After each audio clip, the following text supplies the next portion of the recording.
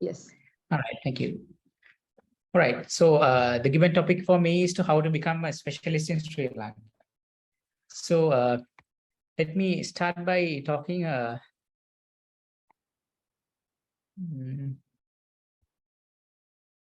Okay, who is a specialist? Now, each person would be having a different definition who a specialist is. Now, for me, I think a specialist is a person who has lots of skills and attitudes in a certain field, so that his juniors or colleagues can look for him when there is a question. So a person who can mentor others. So a person who others can look at him and or her and take decisions. In Sri Lanka setup, to become a specialist in clinical fields and in other non-clinical fields, a person have to have a primary degree in MBBS. The patient should have a postgraduate qualification. So that postgraduate qualification should be in the area of MD with board certification. So the MD stands for Doctor of Medicine. So if you really go and search what's the meaning of MD, it's tell you that it's a teacher of medicine.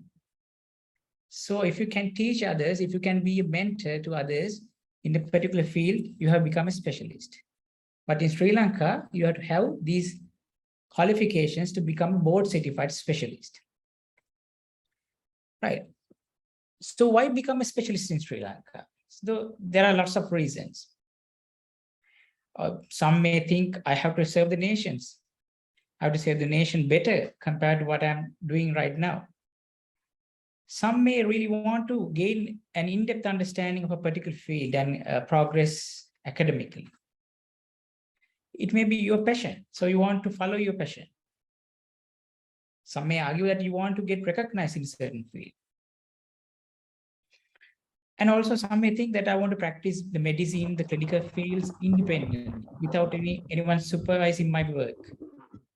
You might want to get foreign training exposures. And last but not least, you might have to earn. So there are a lot of reasons why you want to become a specialist in Sri Lanka. So think again. If you are interested in doing PG and postgraduate training and becoming specialist, what field I am going to choose? So think again and again, because you are going to be with this for your lifetime. So if it is your passion or the field that you want to get, do the major in that field, so select the field that you are in love with. If you want to become recognized, select a field that don't select something like very common. Select a specific field. If you want to earn, then select some field that you can really earn. So think again, because you're going to live your life, the rest of your life with that specialty. So what is the interest pathway to the postgraduate training and becoming a specialist in Sri Lanka? So if I can recall now, I was in this pathway, but I had no guidance when I started. I had to look for myself and search other like internet and everything and ask from my senior colleagues how to become a specialist. But the pathway in Sri Lanka, it's easy. It's a PGI, nothing else. Postgraduate Institute of Medicine. So in their mission in the PGI website, they mention as the mission of the institute is to plan and implement, monitor and evaluate postgraduate academic programs so as to produce specialists of highest quality. So it is the sole body that is responsible to produce specialists in Sri Lanka. So, okay, you are interested, you know what your field you are going to apply. Can I just apply for an entrance exam and pass the exam and become a specialist? No, there are prerequisites to fulfill before applying for a postgraduate entrance exam. So how to identify them? So those are the problems. How to identify what are the prerequisites that I need to fulfill before entering into a program? We have to read the prospectus in the particular field of specialty. Then the question is how to find the prospectus. How am I going to find the prospectus? Where is it? So it's in this website. So it's easy. Go to there and have a look at this website, pgim.colombo.cmv.ac.lk. Easy. So go to the menu in that website. You can see the home and about governance and academic. Choose that academic menu and go to the courses. And you will be presented with lots of courses, but select the courses with MD with board certification. Then you will come across lots of clinical and non-clinical specialties. Now there are many specialties, but the thing that you have selected, you can click on it and it will give you the entry requirement. So this is such an entry requirement for the field of general medicine. So you have to hold MBBS and complete the internship and complete 1 year work experience with Sri Lanka after the internship. And particularly for the medicine, you have to have 6 months of training as a first on-call doctor in the general medicine field or its kind of specialties. Likewise, there are entry requirements for each specialty field, be it clinical or non-clinical. So you can select the prospectus by clicking this view prospectus button and read the finer details about the prerequisites to sit for an entrance exam. And you can view your exam calendar by clicking the next other button, view exam calendar. So you'll be presented with the calendar. So you know what are the planned exams during this year, and you can select the field that you want to do, and you can plan your work from onwards. So how to apply for the exam? In the same home page of that PGM website, you select this apply for the exam and click it.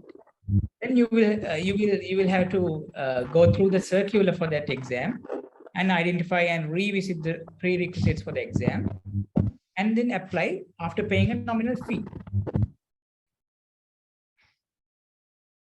Okay, so you sit for the you apply for the entrance exam, that is also known as MD Part 1 exam, if it's the MD board certification course, and then you pass the selection exam. Then what? After getting through the selection exam, you will have to undergo extensive training. So in clinical fields, you will have to work in several hospitals as a clinical registrar. So the duration of the selection exam varies. So it can be somewhere there around 3 to 5 years. You have to spend 3 to 5 years before sitting for an exit exam. So the exit exam is also known as MD Part 2 exam. After the exam, you will be awarded with the degree of MD, but still you are not a specialist. So think again. You have to spend a lot of time with the PG training in several hospitals. Have I chosen the correct path? Most importantly, can I balance my work and personal life? Because you're going to be away with your family and the kids. It's going to be a very rough time, but I will guarantee that it's going to be an interesting path. Okay, so you managed and you passed the MD Part 2. Then what? You have spent around 3 to 5 years. You passed the MD Part 2. Then what are you going to do? Then you have to do post-MD training. There you will work as a senior registrar in a clinical field for 1 to 3 years, depending on the clinical field that you have chosen. Also, you have to complete a research study during your post-MD training. Then afterwards, after completing your local training period as a senior registrar in the post-MD training period, there's a mandatory foreign training period. So you have to spend around 1 or 2, maybe sometimes in certain fields for 3 years to become familiar with the clinical skills and attitudes that are practicing in foreign countries. Then afterwards, you are returned back to the homeland and face a pre-board certification assessment. And then finally, then only you become a board certified specialist. So it's a rough ride. Remember, it can take you about 5 to 8 years of your lifetime, provided that you pass the exam at your first attempt. So think again, have I chosen the correct field? So I'm going to stop my presentation with this last slide. Nevertheless, it's a fun ride. So please do postgraduate training and become specialists. So if you have any questions, you can ask me during the question time. And if you have any questions, you can email me or just give me a ring and ask me specific questions. Thank you.